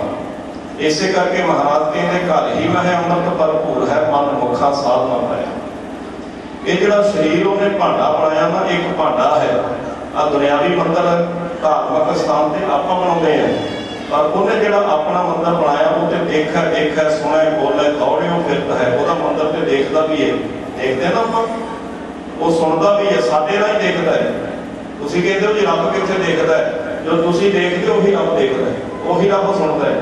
ਇੰਨਾ ਅਨੁਭਵ ਜਦ ਹੋ ਗਿਆ ਫਿਰ ਰੱਬ ਨੂੰ ਸਮੀਪ ਜਾਣਾਂਗੇ, ਭਾਵ ਲਾਗੇ ਜਾਣਾਂਗੇ, ਕਦੀ ਦੂਰ ਨਹੀਂ ਹੋਵੇਗਾ। ਤੇ ਮਹਾਰਾਜ ਜੀ ਨੇ ਜਹ ਜਹ ਵੇਖੋ ਤਹ ਹਜੂਰ ਦੂਰ ਕਤੋਂ ਨਾ ਜਾਈ। ਬਸ ਇਹ ਭੁਲੇਖਾ ਜਿਹਨੂੰ ਜੀਵਨ ਵਿੱਚੋਂ ਮਿਲ ਗਿਆ, ਭੁਲੇਖਾ ਮਿਟਾਉਣ ਵਾਸਤੇ ਮਨੁੱਖਾ ਜੀਵਨ ਮਿਲਿਆ। ਭਾਈ ਪ੍ਰਾਪਤ ਮਾਨੁੱਖ ਦੇ ਹੋਈ ਹੈ। ਮਨੁੱਖਾਂ ਦੇ ਮਿਲੀ ਕਾਹਦੇ ਵਾਸਤੇ? ਜਿਹੜਾ ਗੋਬਿੰਦ ਅੰਦਰ ਬੈਠਾ, ਗੋਬਿੰਦ ਮਿਲਣ ਕੀ ਇਹ ਤੇਰੀ ਬਲੀਆ। ਗੋਬਿੰਦ ਤੋਂ ਭਾਵ ਹੈ ਜਿਹੜਾ ਇਸ ਸਰੀਰ ਦਾ ਆਸਰਾ ਹੈ, ਜਿਹੜਾ ਤੈਨੂੰ ਥੰਮ ਕੇ ਬੈਠਾ, ਤੇਰੇ ਨੇਤਰਾਂ ਨੂੰ ਦਿਖਾਉਂਦਾ ਪਿਆ, ਤੇਰੇ ਕੰਨ ਨੂੰ ਸੁਣ ਜੋਗੇ ਕਰ ਦਿੱਤੇ, ਤੇ ਜਿਹੜਾ ਸਾਹ ਲੈਣਾ ਹੈ। ਮਹਾਰਾਜ ਕਹਿੰਦੇ ਪਰਮਾਤਮਾ ਜੇ ਤੇਰੇ ਅੰਦਰ ਨਾ ਹੋਵੇ ਨਾ, ਗੋਬਿੰਦ ਨਾ ਹੋਵੇ, ਤੇ ਸਾਹ ਤੂੰ ਲੈ ਹੀ ਨਹੀਂ ਸਕਦਾ। ਕਿਉਂਕਿ ਜਦੋਂ ਬੰਦਾ ਮੌਤ ਹੋ ਜਾਂਦੀ ਹੈ, ਜਿੰਨਾ ਮਰਜ਼ੀ ਉੱਤੋਂ ਸਾਹ ਉਹਨੂੰ ਚੜਾਈ ਜਾਓ, ਕਦੀ ਸਾਹ ਨਹੀਂ ਲੈ ਸਕਦਾ। ਬਰੌਡੀ ਸਾਹ ਕੰਮ ਨਹੀਂ ਕਰਦੇ। ਕਿਉਂ? ਕਿਉਂਕਿ ਸਾਹ ਆਉਂਦਾ ਹੀ ਹੁੰਦਾ ਹੈ ਜਦੋਂ ਹਰ ਜੀਰੋ ਗੁਫਾ ਅੰਦਰ ਰੱਖ ਕੇ ਵਾਜਾ ਪਾਉਣ ਲੱਗਾ। ਜਦੋਂ ਉਹਨੇ ਆਪਣੀ ਜੋਤ ਰੱਖੀ, ਉਧਰ ਹਵਾ ਦਾ ਵਾਜਾ ਵੱਜਿਆ, ਭਾਵ ਸਾਨੂੰ ਸਾਹ ਆਇਆ, ਤੇ ਡਾਕਟਰ ਕਹਿੰਦੇ ਜੀ ਬੱਚਾ ਠੀਕ ਹੈ, ਇਹਨੂੰ ਸਾਹ ਆ ਰਿਹਾ। ਤੇ ਮੌਤ ਕੀ ਹੈ? ਜਦੋਂ ਸਾਹ ਨਹੀਂ ਆਉਂਦਾ ਉਦੋਂ ਮੌਤ ਹੈ। ਹਮ ਆਦਮੀ ਹਾਂ ਇੱਕਦਮੀ ਮੋਹਲਤ ਨਾ ਜਾਣਾ। ਆਦਮੀ ਤੋਂ ਭਾਵ ਹੈ ਆ ਰਵੀ ਦਮ ਆ ਰਿਹਾ, ਤੇ ਆਦਮੀ ਹਾਂ ਜਦੋਂ ਦਮ ਨਾ ਆਇਆ ਉਦੋਂ ਅਰਥੀ। ਇਸ ਕਰਕੇ ਗੁਰੂ ਸਾਹਿਬ ਕਹਿੰਦੇ ਇਹ ਦੋ ਕਿਰਿਆ ਦੇ ਵਿੱਚ ਸੰਸਾਰ ਸਾਰਾ ਚੱਲ ਰਿਹਾ ਹੈ। ਇਹ ਰੱਬੀ ਅਸੂਲ ਹੈ। ਗੁਰੂ ਗ੍ਰੰਥ ਸਾਹਿਬ ਦੀ ਜਿਹੜੀ ਬਾਣੀ ਹੈ ਨਾ ਪਿਆਰਿਓ, ਇਹ ਬ੍ਰਹਮੰਡੀ ਵਿਧਾਨ ਵੀ ਹੈ। ਇਹ ਸਮੁੱਚੇ ਬ੍ਰਹਮੰਡ ਦੇ ਅਸੂਲ ਨੇ। ਜਿੱਥੋਂ ਤੱਕ ਦੁਨੀਆ ਦੀ ਪਹੁੰਚ ਨਹੀਂ, ਸੰਸਾਰ ਦੇ ਗ੍ਰੰਥ ਨਹੀਂ ਪਹੁੰਚ ਸਕਦੇ, ਉਹਦੇ ਬਾਰੇ ਗੁਰੂ ਗ੍ਰੰਥ ਸਾਹਿਬ ਸਾਨੂੰ ਦੱਸਦੇ ਆ। ਉਹ ਕਿਹੜੇ ਨੇ ਦੋ? ਮਹਾਰਾਜ ਕਹਿੰਦੇ ਸੰਜੋਗ ਵਿਜੋਗ ਦੋਏ ਕਾਲ ਚਲਾਵੇ। ਇਹ ਸੰਜੋਗ ਕਰਕੇ ਫਿਰ ਕੀ ਹੁੰਦਾ ਹੈ? ਕਹਿੰਦੇ ਜਨਮ ਵੀ ਸੰਜੋਗ ਕਰਕੇ ਹੁੰਦਾ ਹੈ, ਤੇ ਜਿਹੜਾ ਮਰਨਾ ਹੈ ਉਹ ਵਿਜੋਗ ਕਰਕੇ ਹੁੰਦਾ। ਵਿਜੋਗ ਕਹਿੰਦੇ ਨੇ ਵਿਛੜ ਜਾਣਾ। ਜਦੋਂ ਪਵਨੇ ਮਹਿ ਪਵਨ ਸਮਾਇਆ, ਜੋਤੀ ਮਹਿ ਜੋਤ ਰਲ ਜਾਇਆ, ਮਾਟੀ ਮਾਟੀ ਹੋਈ ਏਕ ਰੋਵਨ ਹਾਰੇਗੀ ਕਵਨ ਟੇਕ। ਜਦੋਂ ਹਵਾ ਦੇ ਵਿੱਚ ਚਲੇ ਜਾਂਦੀ ਹੈ, ਪਾਣੀ ਦੇ ਵਿੱਚ ਚਲੇ ਜਾਂਦਾ, ਸਰੀਰ ਤੇ ਉਹੀ ਹੈ। ਇੱਕ ਸਾਹ ਹਵਾ ਦੇ ਵਿੱਚ ਗਿਆ, ਦੁਬਾਰਾ ਸਾਡੇ ਵਿੱਚ ਵਾਪਸ ਨਹੀਂ ਆਇਆ। ਇਹਨੂੰ ਕਹਿੰਦੇ ਨੇ ਪਵਨੇ ਮਹਿ ਪਵਨ ਸਮਾਇਆ। ਫਿਰ ਦੂਜਾ ਹੈ ਜੋਤੀ ਮਹਿ ਜੋਤ ਰਲ ਜਾਏ। ਫਿਰ ਜਿਹੜੀ ਸਾਡੇ ਅੰਦਰ ਰੱਬ ਦੀ ਜੋਤ ਹੈ, ਉਹ ਪਰਮਾਤਮਾ ਦੇ ਵਿੱਚ ਜਾ ਸਮਾਈ। ਜਿਵੇਂ ਘੜੇ ਪਾਣੀ ਦੇ ਨਾਲ ਭਰੇ ਪਏ ਨੇ, ਸਾਰਾ ਸਮੁੰਦਰ ਵੀ ਪਾਣੀ ਨਾਲ ਭਰਿਆ ਹੈ, ਤੇ ਸਮੁੰਦਰ ਦੇ ਵਿੱਚ ਵੱਖ-ਵੱਖ ਘੜੇ ਨੇ, ਸਾਰੇ ਘੜੇ ਵੀ ਪਾਣੀ ਨਾਲ ਭਰੇ ਪਏ। ਪਰ ਉਹ ਜਿਹੜੀ ਬੋਡੀ ਹੈ ਘੜੇ ਦੀ, ਇੱਕ ਭੁਲੇਖਾ ਪੈਦਾ ਕਰ ਰਹੀ ਹੈ ਵੀ ਸ਼ਾਇਦ ਘੜੇ ਦਾ ਪਾਣੀ ਤੇ ਸਮੁੰਦਰ ਦਾ ਪਾਣੀ ਵੱਖ ਹੈ। ਇਸੇ ਤਰ੍ਹਾਂ ਆ ਸਾਡੇ ਜਿੰਨੇ ਵੀ ਸਰੀਰ ਨੇ ਘੜੇ ਦੀ ਤਰ੍ਹਾਂ ਨੇ। ਅਸੀਂ ਪਰਮਾਤਮਾ ਦੇ ਵਿੱਚ ਹੀ ਖਾਂਦੇ ਪੀਂਦੇ ਤੈਰਦੇ ਹਾਂ, ਹਰ ਕੰਮ ਪਰਮਾਤਮਾ ਦੇ ਵਿੱਚ ਹੀ ਕਰਦੇ ਹਾਂ। ਪਰ ਜਿੱਦਣ ਇਹ ਘੜਾ ਫੁੱਟ ਜਾਂਦਾ ਹੈ ਤੇ ਸਾਡੇ ਅੰਦਰ ਵਾਲੀ ਜੋਤ ਉਸੇ ਜੋਤ ਦੇ ਵਿੱਚ ਸਮਾ ਜਾਂਦੀ। ਬਸ ਇਹਨੂੰ ਮੌਤ ਆਖਿਆ। ਪਰ ਗੁਰੂ ਸਾਹਿਬ ਕਹਿੰਦੇ ਅਸਲ ਦੇ ਵਿੱਚ ਇਹ ਮੌਤ ਨਹੀਂ। ਨਾ ਕੱਛ ਆਏਗੋ ਨਾ ਕੱਛ ਜਾਏਗੋ, ਰਾਮ ਕੀ ਦੁਹਾਈ। ਕਹਿੰਦੇ ਭਾਈ ਆਉਂਦਾ ਜਾਂਦਾ ਕੁਝ ਵੀ ਨਹੀਂ। ਇੱਕ ਉਹਦੀ ਖੇਡ ਸੀ, ਜੰਮਣ ਮਰਨਾ ਹੁਕਮ ਹੈ, ਭਾਣੇ ਆਵੇ ਜਾਏ। ਕਹਿੰਦੇ ਉਹਦੇ ਹੁਕਮ ਦੇ ਵਿੱਚ ਜੰਮਣਾ ਵੀ ਉਹਦੇ ਹੁਕਮ ਦੇ ਵਿੱਚ ਸੀ। ਜੰਮਣਾ ਕੀ ਹੈ? ਜਿਵੇਂ ਅਸੀਂ ਨਹੀਂ ਜਮਾਉਂਦੇ ਹਾਂ ਨਾ, ਜਾਗ ਲਾ ਦਈਏ, ਨਹੀਂ ਜੰਮ ਜਾਂਦਾ ਹੈ, ਤੇ ਜੇ ਉਹਨੂੰ ਹਿਲਾਉਂਦੇ ਰਹੋਗੇ ਕਦੀ ਜੰਮੇਗਾ ਨਹੀਂ, ਉਹ ਦੁੱਧ ਦਾ ਦੁੱਧ ਰਹੇਗਾ। ਤੇ ਜਦੋਂ ਉਹ ਜਾਗ ਲੱਗਦੀ ਜੰਮ ਜਾਂਦਾ ਹੈ। ਇਸੇ ਤਰ੍ਹਾਂ ਸਾਡਾ ਜੀਵਨ ਵੀ ਇੱਕ ਜਾਗ ਦੇ ਨਾਲ ਜੰਮਿਆ ਹੈ। ਇਹ ਪੰਜਾਂ ਤੱਤਾਂ ਦੀ ਜਿਹੜੀ ਖੇਡ ਬਣੀ ਹੈ, ਇਹਨੂੰ ਜੰਮਣਾ ਆਖਿਆ ਜਾਂਦਾ ਹੈ। ਮਹਾਰਾਜ ਕਹਿੰਦੇ ਜੰਮਣਾ ਵੀ ਉਹਦਾ ਹੁਕਮ ਹੈ। ਮਰਨਾ ਕੀ ਹੈ? ਜਿਹੜੀ ਜੰਮੀ ਹੋਈ ਚੀਜ਼ ਹੈ ਜਦੋਂ ਵੱਖ ਹੋ ਜਾਂਦੀ ਹੈ। ਥੋੜਾ ਜਿਹਾ ਹੋਰ ਸੌਖਾ ਕਰ ਲਈਏ, ਵੈਸੇ ਖੇਡ ਬੜੀ ਔਖੀ ਹੈ, ਕਿਉਂਕਿ ਜਿਸ ਪਰਿਵਾਰ ਦੇ ਵਿੱਚੋਂ ਕੋਈ ਜੀਵ ਚਲੇ ਜਾਂਦਾ ਹੈ, ਉਹਦੇ ਵਾਸਤੇ ਬਹੁਤ ਵੱਡਾ ਦੁੱਖ ਹੈ। ਦੁਨਿਆਵੀ ਤੌਰ ਤੇ ਇਹ ਬਹੁਤ ਵੱਡਾ ਦੁੱਖ ਹੈ। ਇਸ ਤੋਂ ਵੱਡਾ ਕੋਈ ਦੁੱਖ ਨਹੀਂ, ਕਿਉਂਕਿ ਸਾਡਾ ਨੌਜਵਾਨ ਵੀਰ ਜਦੋਂ ਸਾਡੇ ਵਿੱਚੋਂ ਉੱਠ ਕੇ ਚਲਾ ਗਿਆ, ਉਹ ਖੇਡ ਸਾਡੀ ਸਮਝ ਤੋਂ ਬਾਹਰੀ ਹੈ ਜੰਮਣ ਅਤੇ ਮਰਨ ਦੀ। ਇਸ ਕਰਕੇ ਪਿਆਰਿਓ, ਪਰਿਵਾਰ ਵਾਸਤੇ ਬਹੁਤ ਵੱਡਾ ਘਾਟਾ ਹੈ। ਕਹਿ ਸਕਦੇ ਇਸ ਤੋਂ ਵੱਡਾ ਕੋਈ ਘਾਟਾ ਨਹੀਂ ਜਦੋਂ ਹੱਸਦੇ ਖੇਡਦੇ ਪਰਿਵਾਰ ਵਿੱਚੋਂ ਕੋਈ ਜੀਵ ਚਲੇ ਜਾਂਦਾ ਹੈ। ਤੇ ਮੈਂ ਬੇਨਤੀ ਕਰ ਰਿਹਾ ਸੀ, ਇਹ ਖੇਡ ਬੜੀ ਨਿਰਾਲੀ ਹੈ। ਮਹਾਰਾਜ ਕਹਿੰਦੇ ਕਬੀਰ ਜਿਸ ਮਰਨਾ ਤੇ ਜਗ ਡਰੈ, ਮੇਰਾ ਮਨ ਆਨੰਦ। ਮਰਨਾ ਹੀ ਤੇ ਪਾਈਏ ਪੂਰਨ ਪਰਮਾਨੰਦ। ਕਹਿੰਦੇ ਜਿਸ ਤਰ੍ਹਾਂ ਭਾਈ ਇਹ ਸੰਸਾਰ ਦੇ ਵਿੱਚ ਵੱਖ-ਵੱਖ ਘੜੇ ਨੇ, ਘੜਾ ਫੁੱਟਦਾ ਹੈ ਤੇ ਸਮੁੰਦਰ ਦੇ ਵਿੱਚ ਘੜੇ ਵਾਲਾ ਪਾਣੀ ਸਮਾ ਗਿਆ, ਕਿਉਂਕਿ ਸਮੁੰਦਰ ਸਾਰਾ ਪਾਣੀ ਦੇ ਨਾਲ ਭਰਿਆ ਪਿਆ ਸੀ। ਉਹੀ ਪਾਣੀ ਘੜੇ ਦੇ ਵਿੱਚ ਪੈ ਗਿਆ, ਉਹ ਬੰਦਸ਼ ਦੇ ਵਿੱਚ ਆ ਗਿਆ। ਇੰਜ ਕਹਿ ਲਓ ਕਿ ਉਹ ਘੜੇ ਦੇ ਵਿੱਚ ਸੀਮਤ ਹੋ ਗਿਆ। ਪਰ ਜਦੋਂ ਘੜਾ ਫੁੱਟਦਾ ਹੈ ਤੇ ਸਮੁੰਦਰ ਦਾ ਹੀ ਰੂਪ ਹੋ ਜਾਂਦਾ ਹੈ, ਉਸੇ ਵਿੱਚ ਹੀ ਸਮਾ ਜਾਂਦਾ। ਬਹਿਤੀ ਜਾਤ ਕਦੇ ਦ੍ਰਿਸ਼ਟ ਨਾ ਧਾਰਤ, ਸਤਿਗੁਰੂ ਕੀ ਬਾਣੀ ਦਾ ਫੈਸਲਾ ਹੈ। ਇਸੇ ਤਰ੍ਹਾਂ ਕੋਈ ਚੀਜ਼ ਜੰਮਦੀ ਹੈ, ਜਦੋਂ ਉਹਨੂੰ ਤੋੜ ਦਿਓਗੇ ਉਹ ਵੱਖ-ਵੱਖ ਹੋ ਜਾਂਦੀ ਹੈ। ਉਦਾਹਰਨ ਦੇ ਤੌਰ ਤੇ ਅਸੀਂ ਜਦੋਂ ਪਾਣੀ ਨੂੰ ਇੱਕ ਕਿਰਿਆ ਦੇ ਵਿੱਚ ਦੇਖਦੇ ਹਾਂ, ਬਰਫ਼ ਬਣ ਜਾਂਦੀ ਹੈ। ਜਦੋਂ ਬਰਫ਼ ਬਣ ਗਈ ਆਪਾਂ ਕਹਿੰਦੇ ਜੰਮ ਗਈ, ਤੇ ਮਾਫ ਕਰਿਓ ਜਦੋਂ ਉਹੀ ਬਰਫ਼ ਦੁਬਾਰਾ ਪਿਘਲ ਕੇ ਪਾਣੀ ਦਾ ਰੂਪ ਹੋ ਜਾਂਦੀ ਹੈ, ਕੀ ਆਖਾਂਗੇ ਕਿ ਬਰਫ਼ ਮਰ ਗਈ? ਸੱਚ ਇਹ ਹੈ ਵੀ ਮਰਦਾ ਤੇ ਕੁਝ ਵੀ ਨਹੀਂ। ਪਹਿਲਾਂ ਵੀ ਪਾਣੀ ਸੀ, ਬਾਅਦ ਵਿੱਚ ਵੀ ਪਾਣੀ ਹੈ। ਉਹ ਪਹਿਲਾਂ ਵੀ ਰੱਬੀ ਜੋਤ ਸੀ ਤੇ ਜਦੋਂ ਸਰੀਰ ਉਹਨੇ ਛੱਡਿਆ ਉਦੋਂ ਵੀ ਰੱਬ ਦੇ ਵਿੱਚ ਹੀ ਉਹ ਸਮਾ ਜਾਂਦਾ ਹੈ, ਭਾਵ ਉਹਦੀ ਖੇਡ ਦੇ ਵਿੱਚ ਹੀ ਚਲੇ ਜਾਂਦਾ ਹੈ। ਇਸ ਕਰਕੇ ਜਿਨ੍ਹਾਂ ਨੇ ਇਸ ਖੇਡ ਨੂੰ ਸਮਝ ਲਿਆ ਉਹ ਭਗਤ ਹੋ ਗਏ, ਉਹ ਸੰਤ ਹੋ ਗਏ, ਉਹ ਗੁਰਮੁਖ ਹੋ ਗਏ। ਜਿਹੜੇ ਇਸ ਖੇਡ ਨੂੰ ਸਮਝ ਗਏ ਤੇ ਉਹਨਾਂ ਨੇ ਕਹਿ ਦਿੱਤਾ ਨਾ ਕਥ ਆਏ ਕੋ ਨਾ ਕਥ ਜਾਏ ਕੋ ਆਰਾਮ ਕੀ ਦੁਹਾਈ। ਇਹਦੇ ਭਾਈ ਜਪਦਾ ਮਰਦਾ ਕੁਝ ਵੀ ਨਹੀਂ। ਇੱਕ ਖੇਡ ਹੈ, ਜਿਸ ਖੇਡ ਦੇ ਵਿੱਚ ਅਖੇਲ ਖੇਲਣ ਅੰਤ ਕਹੋ ਫਿਰ ਇੱਕ ਹੈ। ਇਹਦੇ ਅੰਤ ਫਿਰ ਇੱਕ ਦੇ ਵਿੱਚ ਹੀ ਸਮਾ ਜਾਈਦਾ ਹੈ। ਸੋ ਇਹ ਬਾਣੀ ਸਾਨੂੰ ਜਦੋਂ ਧਰਵਾਸਾ ਦਿੰਦੀ ਹੈ ਪਿਆਰਿਓ, ਜਿਵੇਂ ਪਾਣੀ ਤੋਂ ਬਰਫ਼ ਬਣੀ, ਬਰਫ਼ ਤੋਂ ਫਿਰ ਪਾਣੀ ਬਣ ਗਈ ਤੇ ਪਾਣੀ ਵੀ ਇੱਕ ਤਰ੍ਹਾਂ ਭਾਫ ਬਣ ਕੇ ਉੱਡ ਜਾਂਦਾ, ਪਾਣੀ ਵੀ ਨਹੀਂ ਦਿਸਣਾ। ਮਾਫ ਕਰਿਓ, ਕਿਉਂਕਿ ਪਾਣੀ ਦਾ ਜਿਹੜਾ ਮੂਲ ਹੈ ਉਹ ਹਵਾ ਹੈ। ਸਾਚੇ ਤੇ ਪਵਨਾ ਭਇਆ ਪਵਨੇ ਤੇ ਜਲ ਹੋਇਆ। ਆ ਸਾਇੰਸ ਨੂੰ ਤੇ ਹੁਣ ਪਤਾ ਲੱਗਾ H2O ਵੀ ਹਾਈਡਰੋਜਨ ਤੇ ਆਕਸੀਜਨ ਦੀ ਮਾਤਰਾ ਜਦੋਂ ਮਿਲਦੀ ਤੇ ਪਾਣੀ ਬਣਦਾ ਹੈ। ਤੇ ਗੁਰੂ ਨੇ ਸਦੀਆਂ ਪਹਿਲਾਂ ਗੁਰੂ ਨਾਨਕ ਸਾਹਿਬ ਨੇ ਆਖਿਆ ਵੀ ਸਭ ਤੋਂ ਪਹਿਲਾਂ ਉਸ ਅਕਾਲ ਪੁਰਖ ਨੇ ਗੈਸਾਂ ਪੈਦਾ ਕੀਤੀਆਂ, ਪਵਨੇ ਤੇ ਜਲ ਹੋਏ, ਫਿਰ ਜਲ ਬਣਿਆ, ਜਲ ਤੇ ਤ੍ਰਿਭਵਨ ਸਾਜਿਆ, ਘੜ ਘੜ ਜੋਤ ਹੋਏ। ਇਸ ਤਰ੍ਹਾਂ ਭਾਈ ਬਰਫ਼ ਤੋਂ ਪਾਣੀ ਬਣ ਗਿਆ, ਪਾਣੀ ਤੋਂ ਗੈਸਾਂ ਦੇ ਰੂਪ ਵਿੱਚ ਉਹ ਉੱਡ ਕੇ ਫਿਰ ਉਸੇ ਆਕਾਸ਼ ਦੇ ਵਿੱਚ ਚਲਾ ਗਿਆ। ਭਾਵ ਜਿੱਥੋਂ ਗੈਸਾਂ ਆਈਆਂ ਸੀ ਉੱਥੇ ਚਲੇ ਗਈਆਂ। ਬਸ ਇਹੀ ਸਾਡੇ ਜੀਵਨ ਦੀ ਕਿਰਿਆ ਹੈ ਵੀ ਜਿੱਥੋਂ ਅਸੀਂ ਉਪਜੇ ਹੁੰਦੇ ਹਾਂ, ਜੋ ਉਪਜਿਓ ਸੋ ਬਿਨਸ ਹੈ। ਇਸੇ ਕਰਕੇ ਮਹਾਰਾਜ ਕਹਿੰਦੇ ਰਾਮ ਗਇਓ ਰਾਵਣ ਗਇਓ ਜਾਂ ਕੋ ਬਹੁ ਪਰਿਵਾਰ। ਸੋ ਸਤਿਗੁਰੂ ਕਿਰਪਾ ਕਰਨ ਅੱਜ ਸਰਦਾਰ ਰਾਜਪਾਲ ਸਿੰਘ ਜੀ ਸਪੁੱਤਰ ਸਰਦਾਰ ਗੁਰਦਿਆਲ ਸਿੰਘ ਜੀ ਜੋ ਇਸ ਮਾਤ ਲੋਕ ਦੇ ਵਿੱਚ ਅਕਾਲ ਪੁਰਖ ਵੱਲੋਂ ਜੋ ਸਵਾਸਾਂ ਦੀ ਪੂੰਜੀ ਲੈ ਕੇ ਆਏ, ਇਹ ਪੂੰਜੀ ਜਿਹੜੀ ਹੈ ਨਾ ਇਹ ਪਿਆਰਿਓ ਸਾਡੇ ਵੱਸ ਦੇ ਵਿੱਚ ਨਹੀਂ। ਇਹ ਸਾਰਾ ਕੁਝ ਨੀਅਤ ਹੈ। ਇਹ ਸਾਨੂੰ ਭੁਲੇਖਾ ਵੀ ਸ਼ਾਇਦ ਮੈਂ ਕੁਝ ਕਰ ਰਿਹਾ, ਬਸ ਇਹ ਭੁਲੇਖਾ ਹੀ ਬੰਦੇ ਨੂੰ ਟਿਕਣ ਨਹੀਂ ਦਿੰਦਾ। ਮਹਾਰਾਜ ਕਹਿੰਦੇ ਮਰਨ ਲਖਾਏ ਮੰਡਲ ਮਹਿਲਾਏ। ਇਹ ਸਾਰੀ ਖੇਡ ਦੇ ਹੱਥ ਵਿੱਚ ਹੈ ਵੀ ਨਾ ਹਮ ਕੀਆ ਨਾ ਕਰਾਂਗੇ ਨਾ ਕਰ ਸਕੇ ਸਰੀ। ਇਹ ਮਨੁੱਖ ਕੁਝ ਵੀ ਨਹੀਂ ਕਰਨ ਜੋਗਾ। ਇਹ ਤੇ ਕੇਵਲ ਇੱਕ ਵਹਿਮ ਹੈ, ਇੱਕ ਭਰਮ ਹੈ। ਸੋ ਗੁਰੂ ਕਿਰਪਾ ਕਰੇ, ਬੜਾ ਪਿਆਰਾ ਜੀਵਨ ਉਹਨਾਂ ਨੇ ਬਤੀਤ ਕੀਤਾ। ਖੇਤੀਬਾੜੀ ਦੇ ਨਾਲ ਜੁੜ ਕੇ ਪਰਿਵਾਰ ਦੀ ਪਾਲਣਾ ਪੋਸ਼ਣਾ, ਦੇਖੋ ਇਹ ਬਹੁਤ ਵੱਡੀਆਂ ਜ਼ਿੰਮੇਵਾਰੀਆਂ ਹੁੰਦੀਆਂ ਨੇ ਪਿਆਰਿਓ। ਤੇ ਸੱਚ ਕਰਕੇ ਜਾਣਿਓ, ਗੁਰੂ ਸਾਹਿਬ ਕਹਿੰਦੇ ਜਿਹੜਾ ਆਪਣੀਆਂ ਜ਼ਿੰਮੇਵਾਰੀਆਂ ਨਿਭਾਉਂਦਾ ਹੈ ਸੱਚਮੁੱਚ ਉਹਦਾ ਜੀਵਨ ਸਫਲ ਹੋ ਜਾਂਦਾ। ਜਿਹੜਾ ਨਾਮ ਦੇ ਨਾਲ ਜੁੜ ਕੇ, ਬਾਣੀ ਦੇ ਨਾਲ ਜੁੜ ਕੇ ਕਿਰਤ ਕਰਦੇ ਆ, ਨਾਮ ਜਪਦੇ ਆ, ਵੰਡ ਕੇ ਛਕਦੇ ਆ, ਆਪਣੇ ਫਰਜ਼ਾਂ ਨੂੰ ਨਿਭਾਉਂਦਾ ਹੈ। ਕਿਉਂਕਿ ਇਹ ਸੰਸਾਰ ਜਿਹੜਾ ਹੈ ਇੱਕ ਧਰਮਸ਼ਾਲਾ ਇਹਨੂੰ ਆਖਿਆ ਗਿਆ। ਰਾਤੀ ਰੁੱਤੀ ਥਿੱਤੀ ਵਾਲ ਪਵਨ ਪਾਣੀ ਅਗਨੀ ਪਾਤਾਲ, ਜਿਸ ਵਿੱਚ ਧਰਤੀ ਥਾਪ ਰੱਖੀ ਧਰਮਸ਼ਾਲਾ। ਧਰਮਸ਼ਾਲਾ ਤੋਂ ਭਾਵ ਹੈ ਇਹ ਪਹਿਲਾ ਖੰਡ ਹੈ ਜਪਜੀ ਸਾਹਿਬ ਦੇ ਵਿੱਚ। ਇਸ ਤੋਂ ਅੱਗੇ ਗਿਆਨ ਖੰਡ, ਸ਼ਰਮ ਖੰਡ, ਕਰਮ ਖੰਡ ਤੇ ਸੱਚ ਖੰਡ। ਇਹ ਜਿਹੜਾ ਵੱਖ-ਵੱਖ ਜੀਵਨ ਸਤਿਗੁਰੂ ਸਾਨੂੰ ਦੇ ਰਹੇ ਆ ਤੇ ਸਾਨੂੰ ਸੱਚਖੰਡ ਤੱਕ ਸਾਡੀ ਸੁਰਤ ਮੰਡਲ ਨੂੰ, ਸਾਡੇ ਜੀਵਨ ਨੂੰ ਉਸ ਸੱਚ ਦੇ ਵਿੱਚ ਕਿਉਂ ਸਤਿਆਰਾ ਤੋਂ ਲੈ ਕੇ ਸੱਚਖੰਡ ਵਸਿਆ ਨਿਰੰਕਾਰ, ਇੱਥੋਂ ਤੱਕ ਸਾਡੀ ਸ਼ਖਸੀਅਤ ਦੀ ਜਿਹੜੀ ਉਸਾਰੀ ਧੰਨ ਗੁਰੂ ਨਾਨਕ ਸਾਹਿਬ ਜਪਜੀ ਸਾਹਿਬ ਦੇ ਵਿੱਚ ਕਰ ਰਹੇ ਆ। ਉਹਦੇ ਵਿੱਚ ਪਹਿਲਾ ਖੰਡ ਇਹ ਧਰਮ ਸ਼ਾਲ ਜਿਹੜੀ ਹੈ, ਇਸ ਤੋਂ ਭਾਵ ਹੈ ਵੀ ਇੱਥੇ ਅਸੀਂ ਸਦਾ ਨਹੀਂ ਰਹਿਣਾ। ਚਾਹੇ ਅਸੀਂ ਸਰੀਰਕ ਰੂਪ ਦੇ ਵਿੱਚ ਇੱਥੇ ਬੈਠੇ ਹਾਂ ਤਦ ਵੀ ਇੱਥੇ ਸਦਾ ਨਹੀਂ ਰਹਿਣਾ, ਚਾਹੇ ਆਤਮਿਕ ਰੂਪ ਦੇ ਵਿੱਚ ਪਹਿਲੀ ਅਵਸਥਾ ਧਰਮਸ਼ਾਲਾ ਵਿੱਚ ਜਾਵਾਂਗੇ, ਇਸ ਤੋਂ ਅੱਗੇ ਵਧਾਂਗੇ, ਗਿਆਨ ਖੰਡ ਵਿੱਚ ਪਹੁੰਚਣਾ, ਫਿਰ ਗਿਆਨ ਖੰਡ ਤੋਂ ਵੀ ਅੱਗੇ ਫਿਰ ਸ਼ਰਮ ਖੰਡ ਵਿੱਚ ਜਾਣਾ, ਫਿਰ ਕਰਮ ਖੰਡ ਵਿੱਚ ਜਾਣਾ, ਫਿਰ ਸੱਚ ਖੰਡ ਵਿੱਚ। ਭਾਵ ਇਹ ਸਦਾ ਇੱਥੇ ਰਹਿਣ ਵਾਲੀਆਂ ਚੀਜ਼ਾਂ ਨੇ, ਇਸ ਤੋਂ ਉੱਪਰ ਉੱਠਦੇ ਜਾਣਾ, ਇੱਕ ਇੱਕ ਪੌੜੀ ਚੜ੍ਹਨਾ ਹੈ।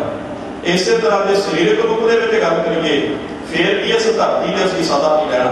ਨਾ ਆਤਮਿਕ ਰੂਪ ਵਿੱਚ ਸਾਡੀ ਅਵਸਥਾ ਇੱਕ ਰਹਿੰਦੀ ਬਦਲਦੀ ਰਹਿੰਦੀ ਹੈ, ਨਾ ਸਰੀਰਕ ਰੂਪ ਦੇ ਵਿੱਚ ਇੱਕ ਰਹਿਣੀ ਹੈ ਬਦਲਦੀ ਰਹਿੰਦੀ ਹੈ। ਕਿਉਂਕਿ ਧਰਮਸ਼ਾਲਾ ਤੋਂ ਭਾਵ ਹੁੰਦਾ ਜਿੱਥੇ ਰਾਤ ਕੱਟਣੀ ਹੈ ਤੇ ਦਿਨ ਜਿਹੜੇ ਆਪਣੇ ਘਰੇ ਚਲੇ ਜਾਣ। ਪੁਰਾਣੇ ਸਮੇਂ ਧਰਮਸ਼ਾਲਾ ਹੁੰਦੀਆਂ ਸੀ। ਜਾਂ ਦੂਸਰਾ ਧਰਮਸ਼ਾਲਾ ਦਾ ਅਰਥ ਹੁੰਦਾ ਹੈ ਜਿੱਥੇ ਧਰਮ ਸਿੱਖਿਆ ਜਾਂਦਾ ਹੈ, ਧਰਮ ਨੂੰ ਕਮਾਇਆ ਜਾਂਦਾ ਹੈ, ਧਰਮ ਦੇ ਉੱਪਰ ਚੱਲਿਆ ਜਾਂਦਾ ਹੈ। ਸੋ ਇਹ ਸਾਰਾ ਕੁਝ ਇਸ ਧਰਤੀ ਤੇ ਅਸੀਂ ਸਿੱਖਣ ਵਾਸਤੇ ਆਏ ਹਾਂ। ਸਮੁੱਚਾ ਬ੍ਰਹਿਮੰਡ ਇਹ ਜਿੰਨੀ ਵੀ ਧਰਤੀ ਹੈ ਇਹ ਅਕਾਲ ਪੁਰਖ ਨੇ ਇੱਕ ਧਰਮਸ਼ਾਲਾ ਸਾਜੀ ਹੈ। ਇਹਦੇ ਵਿੱਚ ਰਾਤਾਂ ਨੇ, ਰੁੱਤਾਂ ਨੇ, ਚਿੱਤਾਂ ਵਾਰ ਪਤਾ ਨਹੀਂ ਕੀ ਕੁਝ ਅਜੀਬ ਜੰਤ, ਪਤਾ ਨਹੀਂ ਬਿਆੰਤੀ ਖੇਡ ਹੈ। ਸੋ ਇਸ ਖੇਡ ਦੇ ਵਿੱਚ ਜਿਹੜੀ ਸਾਡੀ 40-42 ਸਾਲ ਦੀ ਉਮਰ ਹੈ ਨਾ, ਸਾਡੇ ਵਾਸਤੇ ਬਹੁਤ ਵੱਡੀ ਹੈ। ਪਰ ਪਰਮਾਤਮਾ ਦੇ ਘਰ ਵਿੱਚ ਤੇ ਇੱਕ ਛਿਣ ਮਾਤਰ ਵੀ ਨਹੀਂ, ਉਹਦੇ ਘਰ ਵਿੱਚ ਤੇ ਬੜੀਆਂ ਛੋਟੀਆਂ ਖੇਡਾਂ ਨੇ। ਪਰ ਜਿਹੜੇ ਸਾਡੇ ਰਿਸ਼ਤੇ ਹੁੰਦੇ ਨੇ ਉਹਨਾਂ ਰਿਸ਼ਤਿਆਂ ਕਰਕੇ, ਕਿਉਂਕਿ ਭੈਣ ਭਰਾ ਦਾ ਜਿਹੜਾ ਪਿਆਰ ਹੈ, ਭਰਾਵਾਂ ਦਾ ਜਿਹੜਾ ਪਿਆਰ ਹੈ, ਮਾਪਿਆਂ ਦਾ ਬੱਚਿਆਂ ਨਾਲ ਜਿਹੜਾ ਪਿਆਰ ਹੈ, ਜਾਂ ਪਿਤਾ ਦੇ ਨਾਲ ਬੱਚਿਆਂ ਦਾ ਜਿਹੜਾ ਪਿਆਰ ਹੈ, ਉਹ ਪਿਆਰ ਜਿਹੜਾ ਉਹ ਸਾਨੂੰ ਰਵਾਉਂਦਾ ਹੈ, ਉਹ ਸਾਨੂੰ ਦੁੱਖ ਦਿੰਦਾ ਹੈ, ਉਹ ਸਾਡਾ ਜਿਹੜਾ ਮੋਹ ਹੈ ਉਹਦੇ ਕਰਕੇ ਅਸੀਂ ਦੁਖੀ ਹੁੰਦੇ ਹਾਂ। ਸਤਿਗੁਰੂ ਕਿਰਪਾ ਕਰਨ ਅੱਜ ਇਸ ਵਿਛੜੀ ਹੋਈ ਰੂਹ ਦੇ ਨਿਮਿਤ ਗੁਰੂ ਪਾਤਸ਼ਾਹ ਜੀ ਪਰਿਵਾਰ ਨੂੰ ਭਾਣਾ ਹੋਣ ਦਾ ਬਲ ਬਖਸ਼ਿਸ਼ ਕਰਨ, ਕਿਉਂਕਿ ਇਹ ਡਾਢਾ ਦੁੱਖ ਭਰਿਆ ਸਮਾਂ ਹੈ। ਕਿਉਂਕਿ ਦੁਨਿਆਵੀ ਪੱਖ ਜਿਹੜਾ ਹੈ, ਦੁਨਿਆਵੀ ਤੌਰ ਤੇ ਇਹਨੂੰ ਦੁੱਖ ਦਾ ਸਮਾਂ ਮੰਨਿਆ ਜਾਂਦਾ ਹੈ। ਭਾਵੇਂ ਕਿ ਗੁਰਮਤਿ ਅਨੁਸਾਰ ਸੁੱਖ ਦੁੱਖ ਇਹ ਦੋਨੋਂ ਸਮਕਰ ਦੇਖੇ ਜਾਂਦੇ ਨੇ। ਜੋ ਨਾਲ ਦੁੱਖ ਮੈਂ ਦੁੱਖ ਨਹੀਂ ਮੰਨਣਾ, ਸੁੱਖ ਸਨੇਹ ਭੈ ਨਹੀਂ ਜਾ ਕੇ ਕੰਚਨ ਮਾਟੀ ਮੰਨਣਾ। ਪਰ ਦੁਨਿਆਵੀ ਤੌਰ ਤੇ ਇਹ ਬਹੁਤ ਵੱਡਾ ਦੁੱਖ ਮੰਨਿਆ ਜਾਂਦਾ ਜਿਹੜਾ ਮੌਤ ਦਾ ਦੁੱਖ ਹੈ। ਪਰ ਇਹ ਖੇਡ ਜਿਹੜੀ ਹੈ ਇਹ ਸੰਜੋਗ ਵਿਜੋਗ ਦੋਏ ਕਾਲ ਚਲਾਵ ਹੈ। ਮਹਾਰਾਜ ਕਹਿੰਦੇ ਸੰਜੋਗ ਕਰਕੇ ਸਾਡਾ ਸਰੀਰ ਬਣਿਆ, ਪੰਜਾਂ ਤੱਤਾਂ ਦਾ ਬਣਿਆ, ਵਿੱਚ ਪਰਮਾਤਮਾ ਨੇ ਜੋਤ ਰੱਖੀ ਹੈ। ਫਿਰ ਅਸੀਂ ਆ ਜੀਵਨ ਦੇ ਆਨੰਦ ਇਹ ਜੋ ਕੁਝ ਵੀ ਸਾਰਾ ਕੁਝ ਦੇਖਦੇ ਹਾਂ, ਜਦੋਂ ਵਿਜੋਗ ਦੀ ਕਿਰਿਆ ਵਾਪਰਦੀ ਹੈ ਤੇ ਬਣਿਆ ਹੋਇਆ ਸਰੀਰ ਟਿੱਟ ਜਾਂਦਾ ਹੈ। ਫਿਰ ਮਹਾਰਾਜ ਕਹਿੰਦੇ ਰਾਮ ਗਇਓ ਰਾਵਣ ਗਇਓ ਜਾਗੋ ਬਹੁਤ ਪਰਿਵਾਰ, ਕਹਿੰਦੇ ਜੋ ਵੀ ਆਇਆ ਹੁੰਦਾ ਉਹ ਇੱਕ ਦਿਨ ਚਲੇ ਜਾਂਦਾ ਹੈ। ਸਤਿਗੁਰੂ ਕਿਰਪਾ ਕਰੋ। ਮਾਤਾ ਗੁਰਮੀਤ ਕੌਰ ਜੀ, ਉਹਨਾਂ ਦੀ ਧਰਮ ਸੁਪਤਨੀ ਬੀਬੀ ਜਸਵੀਰ ਕੌਰ ਜੀ, ਸਾਰਾ ਪਰਿਵਾਰ, ਕਿਉਂਕਿ ਬਹੁਤ ਪਿਆਰ ਹੈ ਸਾਰੇ ਪਰਿਵਾਰ ਦੇ ਨਾਲ। ਪਿਛਲੇ ਲੰਬੇ ਸਮੇਂ ਤੋਂ ਵੀਰ ਅਮਰਜੀਤ ਸਿੰਘ ਜੀ ਨਿੱਜਰ ਬੜਾ ਪਿਆਰ ਦਿੰਦੇ ਨੇ। ਜਿੱਥੇ ਉੱਗੇ ਪੱਤਰਕਾਰ ਨੇ ਉੱਥੇ ਸਮਾਜ ਸੇਵਾ ਦੇ ਪੱਖ ਤੋਂ ਵੀ ਵੱਡੀਆਂ ਸੇਵਾਵਾਂ ਨਿਭਾ ਰਹੇ ਆ। ਉਹਨਾਂ ਵੱਲੋਂ ਹੁਕਮ ਹੋਇਆ ਸੀ, ਕਿਉਂਕਿ ਥੋੜ੍ਹੇ ਦਿਨਾਂ ਦੇ ਵਿੱਚ ਕਈ ਮੌਤਾਂ ਹੋ ਗਈਆਂ ਥਾਂ ਥਾਂ 'ਤੇ, ਕਦੀ ਕਿਤੇ ਮੌਤ, ਕਦੀ ਕਿਤੇ। ਉਸ ਅਕਾਲ ਪੁਰਖ ਦਾ ਭਾਣਾ ਹੈ, ਉਹਦਾ ਹੁਕਮ ਹੈ।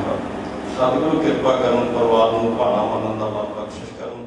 ਇਸ ਮੌਕੇ ਹੋਰਨਾਂ ਤੋਂ ਇਲਾਵਾ ਯੁਵਰਾਜ ਭੁਪਿੰਦਰ ਸਿੰਘ ਹਲਕਾ ਇੰਚਾਰਜ ਪੁਲੱਥ, ਜਥੇਦਾਰ ਰਣਜੀਤ ਸਿੰਘ ਖੋਜੇਵਾਲ, ਗੁਰਬਚਨ ਸਿੰਘ ਕੁਲਾਰ, ਜਰਨੈਲ ਸਿੰਘ ਨਿੱਜਰ, ਸਾਬਕਾ ਸਰਪੰਚ ਜਸਵੰਤ ਸਿੰਘ, ਜੱਸਾ ਚਾਹਲ, ਸੁੱਚਾ ਸਿੰਘ ਬੂਲਪੁਰ, ਜਥੇਦਾਰ ਅਵਤਾਰ ਸਿੰਘ ਸਿੱਧੂ ਪਹੁੰਚੇ ਅਤੇ ਪਰਿਵਾਰ ਨਾਲ ਦੁੱਖ ਸਾਂਝਾ ਕੀਤਾ। ਸਰਦਾਰ ਰਾਜਪਾਲ ਸਿੰਘ ਢਿੱਲੋਂ ਹੁਣਾਂ ਦੇ ਸ਼ਰਧਾਂਜਲੀ ਸਮਾਗਮ ਦੇ ਮੌਕੇ ਤੇ ਸੰਤ ਬਲਦੇਵ ਕਿਸ਼ਨ ਗਿੱਲਾਂ ਵਾਲੇ, ਸਰਪ੍ਰਸਤ ਸਮਾਜ ਸੇਵੀ ਸੰਸਥਾ ਅਕਾਦਮੀ ਆਫ ਪੰਜਾਬੀ ਪੀਪਲਸ, ਹਲਕਾ ਵਿਧਾਇਕ ਪੁਲੱਥ ਸੁਖਪਾਲ ਖਹਿਰਾ, ਨਗਰ ਕੌਂਸਲ ਢਿਲਵਾਂ ਦੇ ਸਾਬਕਾ ਪ੍ਰਧਾਨ ਜਥੇਦਾਰ ਗੁਰਦਿਆਲ ਸਿੰਘ ਨੇ ਆਪਣੇ ਸ਼ਬਦਾਂ ਵਿੱਚ ਬੋਲਦਿਆਂ ਕਿਹਾ ਕਿ ਸਰਦਾਰ ਰਾਜਪਾਲ ਸਿੰਘ ਜੀ, ਉਹਨਾਂ ਦੀ ਅਰਦਾਸ ਵਿੱਚ ਆਪਾਂ ਇਕੱਤਰ ਹਾਂ।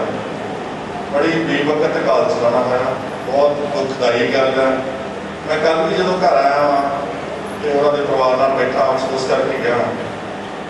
ਬਹੁਤ ਇੱਕ ਸੋਗ ਦਾ ਮਾਹੌਲ ਹੈ, ਕਿਉਂਕਿ ਬਹੁਤ ਕੁਝ ਸੋਚਿਆ ਹੁੰਦੇ ਵਿਅਕਤੀ ਨੇ, ਬਹੁਤ ਕੁਝ ਕਰਨਾ ਹੁੰਦਾ ਜ਼ਿੰਦਗੀ ਤੇ। 45 ਸਾਲ ਉਮਰ ਦਾ ਕੁਝ ਵੀ ਨਹੀਂ। ਇੱਥੇ ਜੇ ਤੇ ਆਣ ਕੇ ਬੇਸਿਕਲੀ ਆਦਮੀ ਆਪਣੇ ਆਪ ਨੂੰ ਸਟੈਂਡ ਕਰਦਾ ਕਿਸੇ ਮੁਕਾਮ ਦੇ ਉੱਤੇ। ਇਸ ਲਈ ਉਹਦਾ ਜਿਹੜਾ ਇਹ ਇੰਨਾ ਥੋੜ੍ਹੀ ਆਯੂ ਪਾਈ ਔਰ ਅਚਨਚੇਤ ਉਹਦਾ ਜਿਹੜਾ ਅਕਾਲ ਚਲਾਣਾ ਹੋਇਆ, ਉਹਦੇ ਮੈਂ ਬਹੁਤ ਦੁੱਖ ਤੇ ਖੇਦ ਵਿਅਕਤ ਕਰਦਾ। ਹੁਣੇ ਭਾਈ ਸਾਹਿਬ ਕਥਾ ਕਰ ਰਹੇ ਸੀ ਨਾ, ਉਹਨਾਂ ਨੇ ਕਿਹਾ ਕਿ ਉਹਨਾਂ ਨੇ ਆਪਣੇ ਗੁਰੂ ਸਾਹਿਬ ਦੇ ਬਾਣੀ 'ਚ ਪੜ੍ਹਿਆ, ਰਾਮ ਗਿਓ ਰਾਵਣ ਗਿਓ ਜਾਗੋ ਬਹੁ ਪਰਿਵਾਰ, ਕਿਸੇ ਨੇ ਨਹੀਂ ਰਹਿਣਾ ਇੱਥੇ। ਤੇ ਜਿਸ ਵਿਅਕਤੀ ਨੂੰ ਇਹ ਅਹਿਸਾਸ ਹੋ ਜਾਂਦਾ ਨਾ, ਕਿਉਂਕਿ ਅਸਲ ਜੇ ਕੋਈ ਜ਼ਿੰਦਗੀ ਦੀ ਸੱਚਾਈ ਮੰਨੀ ਗਈ ਤੇ ਇਹੀ ਮੰਨੀ ਗਈ ਹੈ, ਜਿਹੜਾ ਆਦਮੀ ਉਹਦੇ ਭੈ ਵਿੱਚ ਰਹਿੰਦਾ ਵਾ, ਜਿਹੜਾ ਆਦਮੀ ਉਹਦੀ ਰਜ਼ਾ ਵਿੱਚ ਰਹਿੰਦਾ, ਜਿਹੜਾ ਮੈਂ ਨਹੀਂ ਕਹਿੰਦਾ ਕਿ ਹਰ ਵਕਤ ਯਾਦ ਰੱਖਣਾ, ਪਰ ਇਹ ਯਾਦ ਰਹਿਣਾ ਚਾਹੀਦਾ ਵੀ ਜੇ ਸਭ ਨੇ ਚਲੇ ਜਾਣਾ, ਫਿਰ ਉਹ ਵਿਅਕਤੀ ਛੇਤੀ ਦੇ ਕੇ ਗਲਤ ਕੰਮ ਨਹੀਂ ਕਰਦਾ। ਗਲਤ ਕੰਮ ਉਹ ਕਰਦੇ ਨੇ ਜਿਹੜੇ ਹੰਕਾਰ 'ਚ ਆ ਜਾਂਦੇ ਨੇ, ਜਿਹਨਾਂ ਨੂੰ ਆਉਣ ਲੱਗਦਾ ਵੀ ਮੇਰੇ ਤੋਂ ਵੱਡਾ ਕੋਈ ਨਹੀਂ ਗਾ, ਤਾਂ ਮੈਂ ਤਾਂ ਜਾਣਾ ਹੀ ਕਿਤੇ ਨਹੀਂ ਗਾ। ਅੱਜ ਆਪਾਂ ਹੁਣ ਸਾਰੇ ਇੱਥੇ ਬੈਠੇ ਭੈਣ ਭਰਾ, ਇਹ ਕਿਸੇ ਦਾ ਜਿਹੜੇ ਸਵਾਸ ਨੇ, ਇਹਨਾਂ ਨੂੰ ਪਤਾ ਹੈ ਕਿਸੇ ਨੂੰ। ਥੋੜੇ ਕੱਲ੍ਹ ਹੀ ਮੈਂ ਦੂਸਰੇ ਘਰ ਵਿੱਚ ਅਫਸੋਸ ਤੇ ਗਿਆ, ਉਹ ਕਹਿੰਦੇ ਜੀ ਫੁਲਕਾ ਛਕਣ ਲੱਗੇ ਤੇ ਇੱਕ ਚਮਚਾ ਹੀ ਮੂੰਹ 'ਚ ਪਾਇਆ ਵਾ। ਤਾਂ ਕਈ ਵਾਰ ਆਪਾਂ ਕਹਿੰਦੇ ਜੀ ਕਿ ਮੈਂ ਤਾਂ ਮੈਨੂੰ ਕੱਲ੍ਹ ਦੇਖਿਆ ਜੀ ਬੜਾ ਠੀਕ ਸੀ, ਮੋਟਰਸਾਈਕਲ ਤੇ ਜਾਂਦੇ, ਪਰਸੋਂ ਦੇਖਿਆ ਜੀ ਮੈਂ। ਤੇ ਗੁਰਬਾਣੀ ਤਾਂ ਕਹਿੰਦੇ ਆ ਕਿ ਜਿਹੜਾ ਸਾਹ ਆਪਣੇ ਅੰਦਰ ਇੱਕ ਮਾਲਕ ਉਹਦੇ ਹੀ ਆ ਅਸਲ ਵਿੱਚ।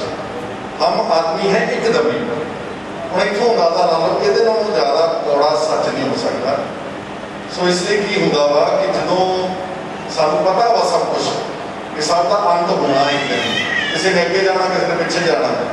तो जिन्ने आपां नूं स्वास मिलदे चंगे इंसान बन के कट्टण की कोशिश करें। चंगे इंसानों की बड़िया परिभाषावां ने, लोग जरनैल भी बनते हैं, लोग बहुत कुछ समाज भी करते हैं, लोग धर्म की बहुत सेवा करते हैं, पर एक सादे इंसान की परिभाषा जी हैगी आ चंगे इंसान की, वो सच के इर्द गिर्द ही घूमती। मैं ना काफ़ी देर जो स्कूल पढ़ता सी, मेरे पिता जी ने मैनू जो छुट्टी आना, मैं कई बारी 10-15 दिन की छुट्टी आना, या सियाला में सारी छुट्टी 3 महीने की लगातार करते स्कूल तो मैनू जो उन्होंने समा मिलना, मैं रात को उन्होंने अपने नाम पाना, मैं छोटा ही सही करके होना, तो मेरे दिमाग में दोबारा ये गल नहीं पाना कि सुखपाल अपनी जिंदगी सच बोलना। सारा तो सच नहीं बोल सकता, कोई बंदा नहीं बोल सकता, एवं आप जो मर्जी कही जाइए, पर जो तुम मजमूई तौर पर सच के आले दुआले अपनी जिंदगी में रख सकते हो तो काफ़ी ठीक ठाक रहता हो।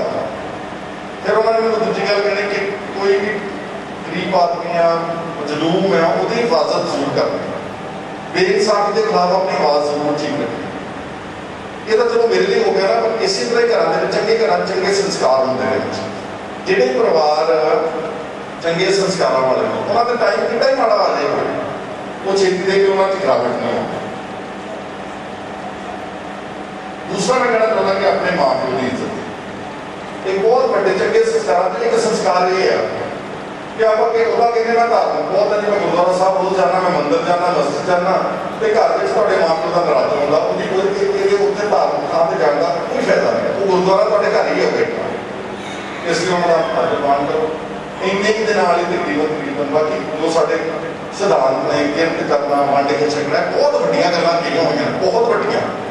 थोड़ा जिहा भी करके देख लीजिए, जिहड़े अंग्रेज ने ना वो जिहड़ी वंड के छकण की गल, वो चैरिटी कहते हैं आप अंग्रेजी के कई अंग्रेज के जो वड्डियां कंपनीज ने, मतलब मैं उनको समझा नहीं सकता, शायद हज़ारां लखां करोड़ां दे, वो अपने वास्ते इन्ना की हिस्सा रखते हैं जिन्हें उन्होंने जिंदगी वास्ते चाहिए, चंगी जिंदगी थी, बाकी सब चैरिटी। कोई हॉस्पिटल्स को देता, किसी ने अपाजा को देता, किसी ने विद्या खर्च दिता। इस तरह करने के नाल वो अपनी जिंदगी को संतुष्टि पाना चाहते हैं।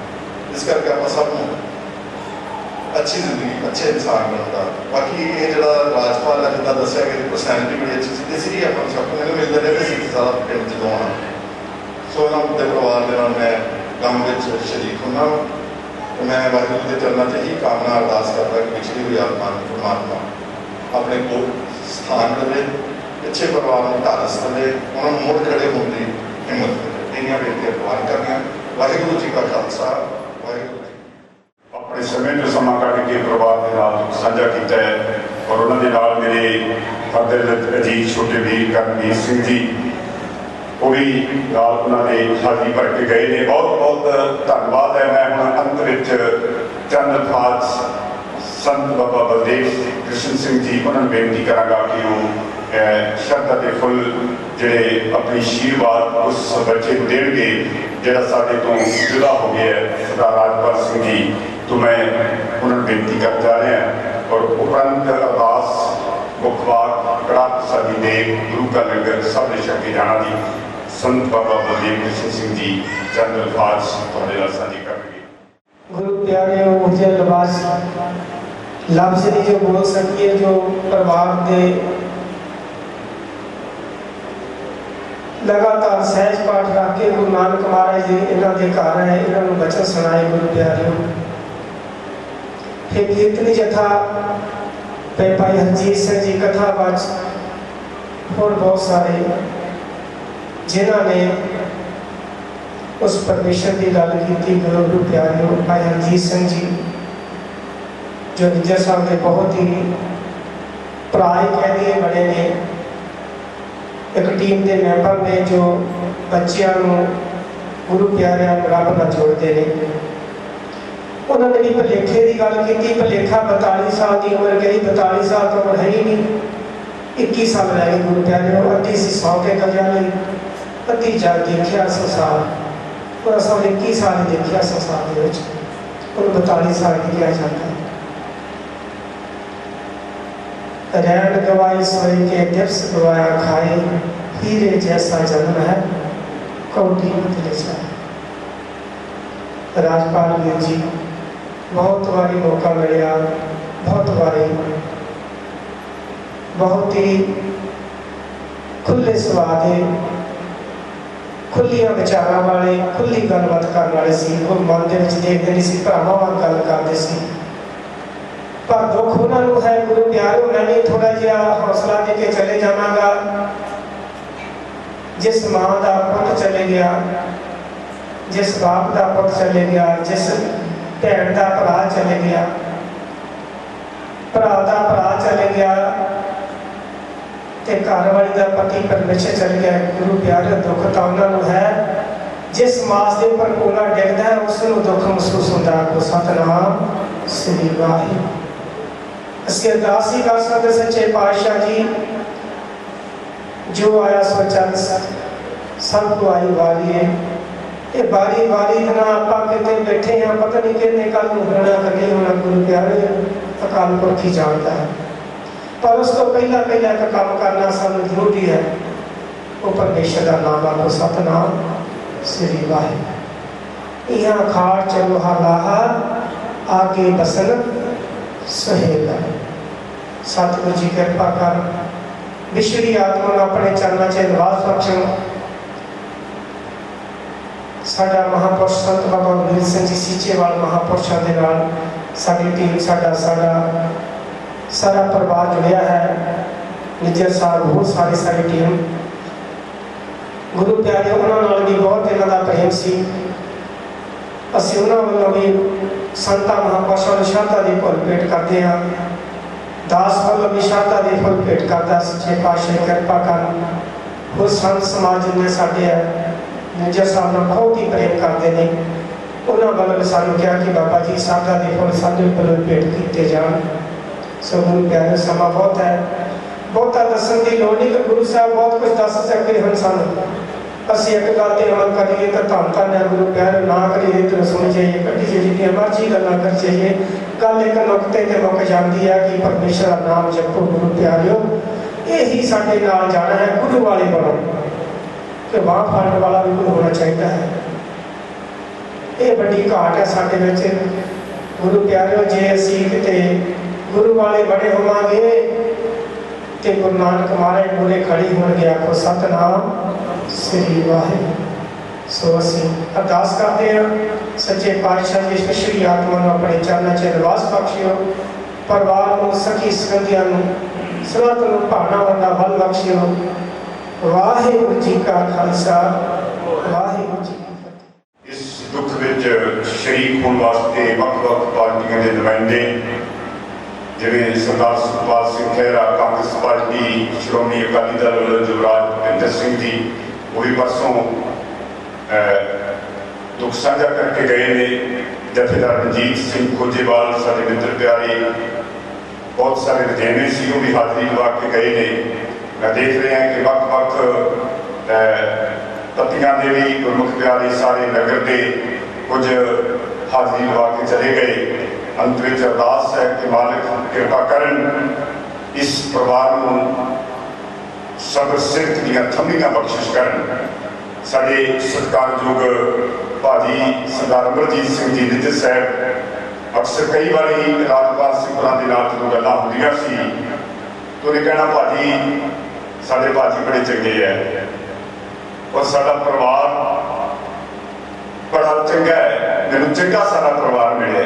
तो मैं कभी सोचता भी उस बंदे ने किसी के नाल धोखा नहीं किया, वो कई करके होंगे। पर बड़ा अंदरों सचियारा जहा बंदा सी, बड़ी वड्डी जिथे परिवार को बड़ा दुख होया। उत्थे मेरे नगर में भी, मेरे एक नगर का होनहार हीरा नौजवान अलविदा कह के इस नगर में चला गया है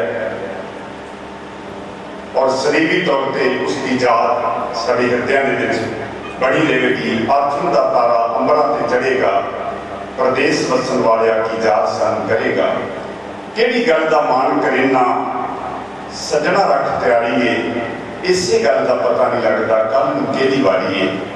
हुणे हुणे दस के गए कि एक होर नौजवान साडे इस पति का बहुत ही मिलापड़ा और निघा जिहा वीर वो भी सारे परिवार को इस नगर में अलविदा कह के चले गए। पिछले समय में मैं सोचता सी मेरे नगर में पता नहीं किहड़ियां नज़रां लग गईयां, बहुत वड्डी तादाद दे विच नौजवान इस नगर में गए। वाहिगुरू कृपा कर, अरदास करो सारे अपने परिवारों के विच सारे सुखी वसन। सो जिन्नी भी संगत आई है सरदार अमरजीत सिंह होरां वालों, उन्होंने परिवार वालों, उन्होंने ब्रदर जिहड़े विदेश विचों आए है और सारे वालों जिन्नी संगत आई है उन्होंने सारे का धन्यवाद किया जाता है। सो हुण मैं बेनती करांगा भाई साहब होरां कि अरदास होगी उपरंत मुखबार कड़ा प्रसादी दे गुरु का लंगर सारी संगत ने छक के जाने की कृपालता करनी जी। बहुत बहुत सारी ही संगत का धन्यवाद है।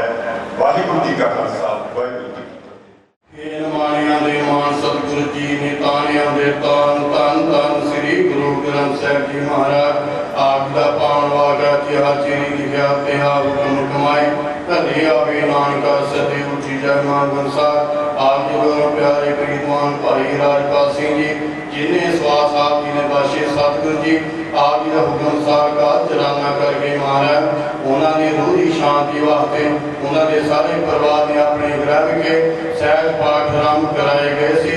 गुरु जी आप जी ने पाठ कृपा भोग पाए गए। सतगुरु जी आप जी के चरण कमलों च अरदास बेनती है महाराज उस विचली रूह अपने चरणों च निवास बख्शो। पिछे परिवार साग संबंधियों भाणा मन का पालो तो बख्शना महाराज। सतगुरु जी आपकी कृपा खुले पंडाल दीवान सवार सजाए गए महाराज। कीर्तनी जसे कीर्तन करके संतों ने हाल किया कथा विचार की महाराज। पानी पढ़द्या सुनद्या बेअंत बेअंत गल्लां हो जांदियां दाता जी हमें जान बच्चे संगे माफ करना।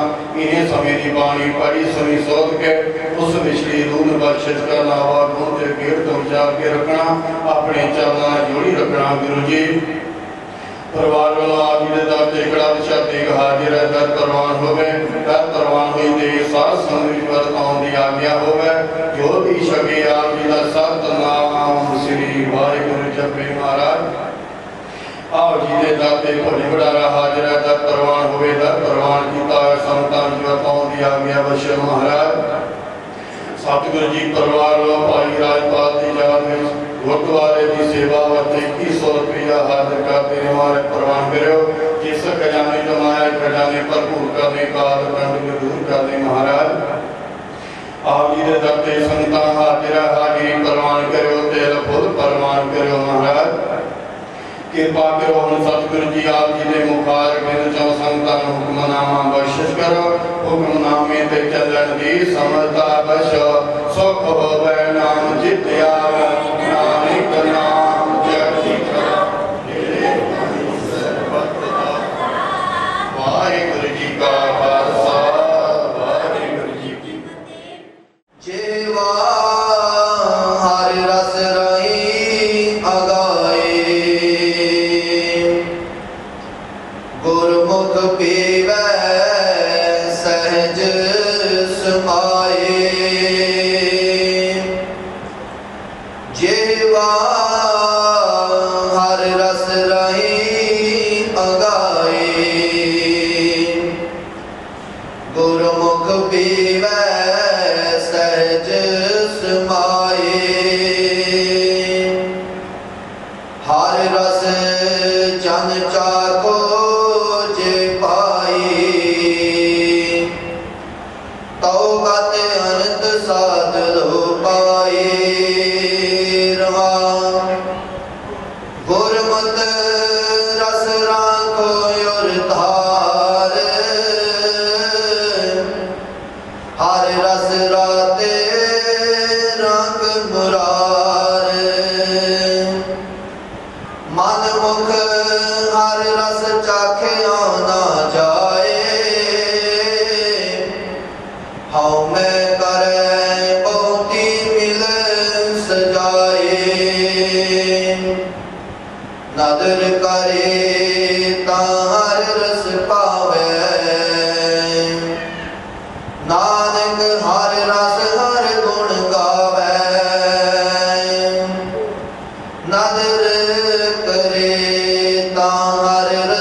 पावे